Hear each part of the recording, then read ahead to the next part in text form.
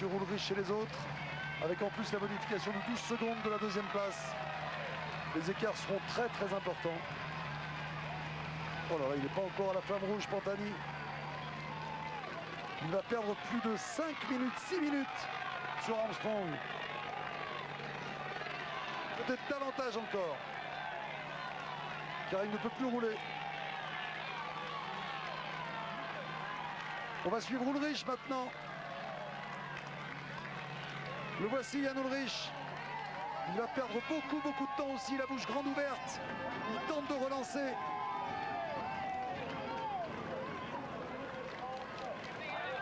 Bravo Christophe Moreau à 3,04.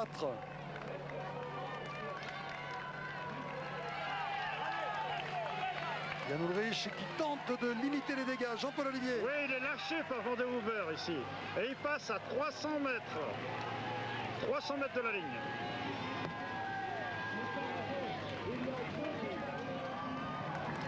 Voici Bellocchi.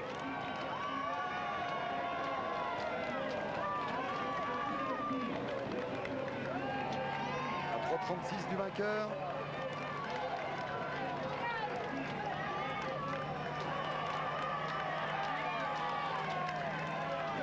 L'addition est salée.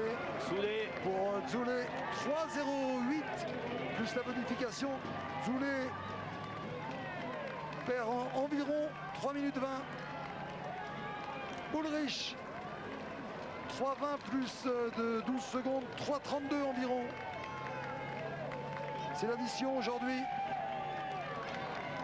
Le champion d'Italie, Bartoli.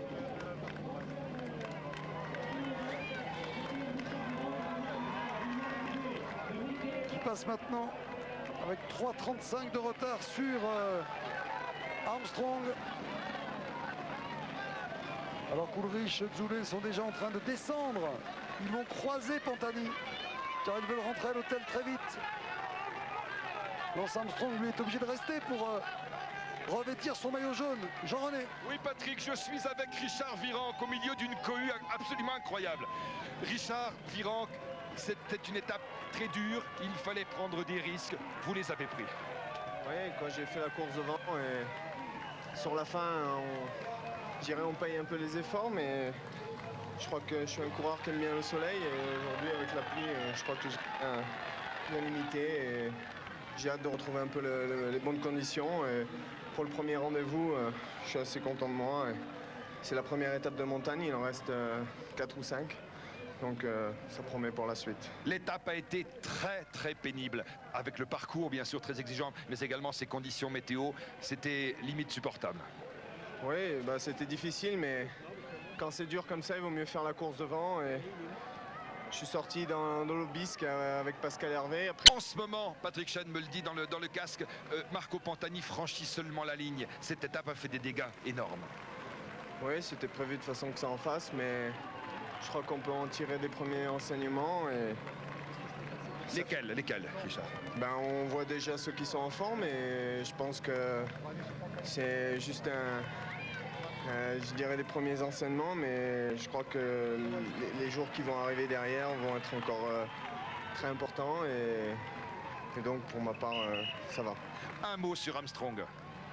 Ben, il est bien revenu à la fin, il a fait l'effort quand il fallait dans le final. Donc il était fort, c'est une certitude. C'est l'homme à battre dans ce tour, c'est incontestable, indiscutable. Oui, mais c'est sûr que c'est l'homme à battre, mais Armstrong aime bien la pluie, le froid. Oui. Donc aujourd'hui c'était une étape, je dirais, comme il aime bien. J'espère qu'on aura la chaleur pour qu'il soit un peu moins fort. Merci pour votre gentillesse, Richard, merci. C'était pas évident. Merci, alors que bon, ce sont des temps officieux, mais selon nous, bien, les grands prétendants à la victoire finale dans le tour ont perdu aujourd'hui pour Ulrich 3,32 sur Armstrong et Pantani 5,22. Donc on peut dire déjà que le tour n'est pas terminé pour eux, car Richard Virenque le rappelait, il reste encore 4 grandes étapes de montagne, avec le Ventoux, avec Courchevel, avec Morzine, alors que Lano, lui, a sans doute perdu le tour avec 6,44 de retard, plus les 12 secondes, 6,56 perdu sur Armstrong. Ochoa, Armstrong, Jiménez, Virenque, Beltrán, Escartin, Heras, Moreau. Bravo Moreau. Beloki Zule. C'est vraiment le grand enseignement du jour, c'est qu'Armstrong est très très très fort. Jean-René. Oui, Patrick, vous parliez à l'instant de Christophe Moreau, je viens de le rejoindre sur la ligne. Christophe Moreau, ce fut dur, mais ce n'est pas une mauvaise étape pour vous, plutôt même une bonne étape. Oui, c'est vrai que au grand coup de vis de Pantani, d'Armstrong, il y a eu des dégâts énormes derrière. Ulrich a cédé, Zule a cédé, Pantani est revenu. Et moi, par la suite, j'ai vu que j'avais de bonnes jambes et j'ai essayé de ressortir. Je suis ressorti, je suis sorti avec Zule, j'ai lâché Zule. Et c'est vrai que j'ai fini l'étape et l'ascension à ma pogne. Et j'avais de très bonnes jambes aujourd'hui. Ça confirme aussi mes progrès que j'avais fait dans la haute montagne, dans le Dauphiné. Et enfin, j'ai confirme sur ce premier test de haute montagne dans le Tour de France. Un mot sur la suite de ce tour et sur notamment Armstrong. Il était très fort aujourd'hui. Il a marqué beaucoup de points aujourd'hui. Oui, je crois qu'Armstrong a marqué beaucoup de points physiquement et psychologiquement. Quand je peux vous dire qu'un Marco Pantani explose de la roue d'Armstrong dans une ascension, ça doit être moralement dur. Et c'est vrai que Armstrong est encore très très fort, on l'a bien vu. Son équipe l'est beaucoup moins par contre par rapport à l'année dernière. Ça risque de pêcher, je dirais, dans la longévité du tour.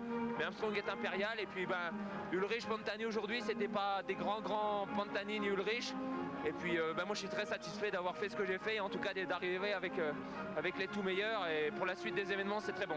Merci pour cette analyse de Christophe Moreau, qui nous rappelle une chose importante, Bernard Thévenet. D'abord, Jalabert, on l'a vu passer pendant l'interview de Christophe Moreau.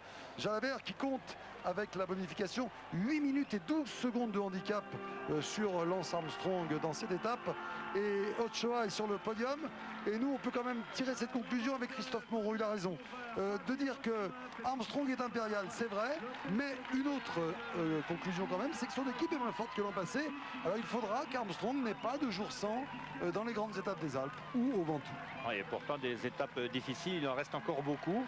On a vu au pied de l'Aubisque, il a fait rouler son équipe et son équipe n'a pas résisté bien longtemps.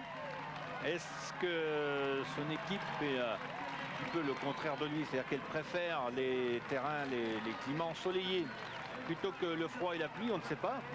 Mais toujours est-il que des garçons comme Hamilton par exemple ou Livingstone n'ont pas été à la hauteur de ce que tout le monde en espérait et certainement de ce que Armstrong lui-même espérait.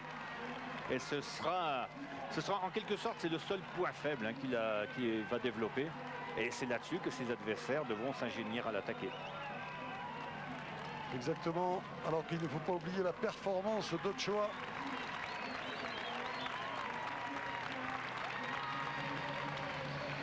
Ochoa qui a fait une performance extraordinaire, notamment en résistant comme ça dans le final, en allant au bout de sa souffrance.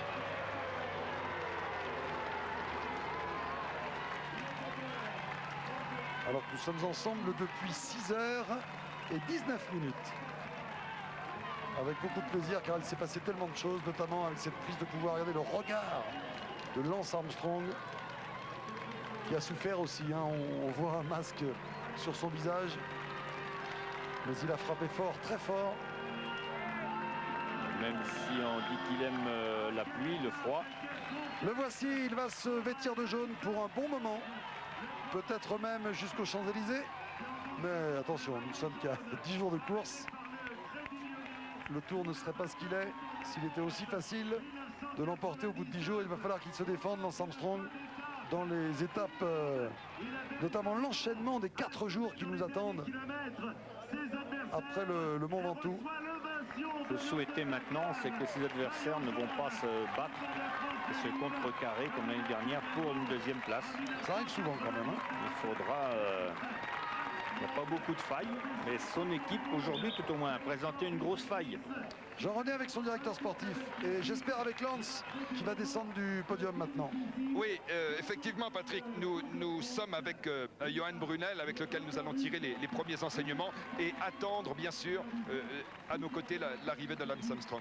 Johan, vous nous disiez dans la montée, vous nous disiez en fait que tout était préparé. Déjà,